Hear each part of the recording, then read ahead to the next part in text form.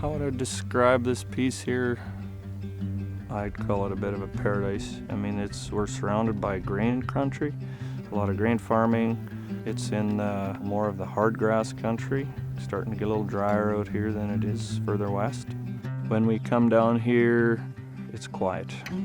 I love being out here on the ranch because it's very peaceful, the nature and the wildlife. It's super relaxing.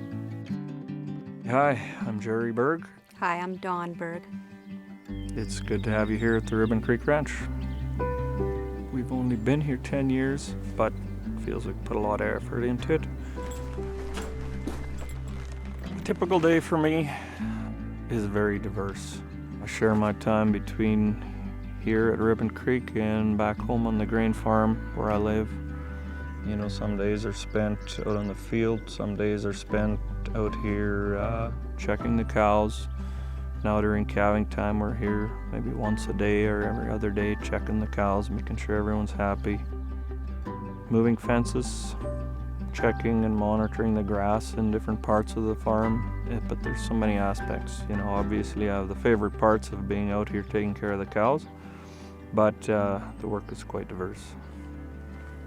Yeah, as far as who helps me run it, my family is the biggest. My wife and my children help me a lot. I work with my dad as well. There's many others that are part of a teamwork. For instance, the vets, my nutritionist, my agronomist. I'm here, but there's many others involved that make it successful. The cattle herd has, it started smaller. I'm not a big ranch. I'm still just quite a very small ranch. I picked up on this a place or two that you don't have to be a large place to be profitable. When I would have got this place, I looked it over and I thought, if I'm going to make this work, I'm going to have to work hard to do what I can, make the soil better. And so I started slowly fencing it up into smaller paddocks. We're trying to mimic what nature does as animals pass through. They process nutrition, put it back on the land, and they stimulate the biology in the soil, which is really what we're trying to do. We're trying to get the biology in the soil more and more active, and the cattle is stimulating the biology in our soil. So it's a slow process, but it does make a difference. We use solar energy for pumping water. Say, for instance, the cows are down closer to the creek, and if it's at quite a sensitive area, then I have a watering system that uses solar to pull that water out of there. So now I can connect onto that pipeline kind of wherever I want, wherever I have a riser, and I can have water. So it's allowed me to graze at locations that I would not have been able to before, or at least hold them in that location. Well, I'm still trying to learn to manage grass. So if we look on this hillside here, there's quite a bit of thatch left there. I'm trying to take that down, not all the way, but some of the way, to let green new growth come. And they probably won't be on this piece again for another 2 years, and let everything regrow.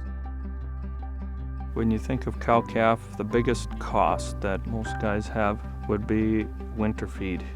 So if I can graze as much as I can year-round, cows are out there picking, working for themselves. So, profitability is a huge part of that. When I think of improving the environment, to me it's a daily thing. When I'm going out and observing what's happening. Some days I say, yes, I'll do that again. Some days I say, no, I won't do that again. So it's constant observation. Has it made a positive or a negative impact on the land?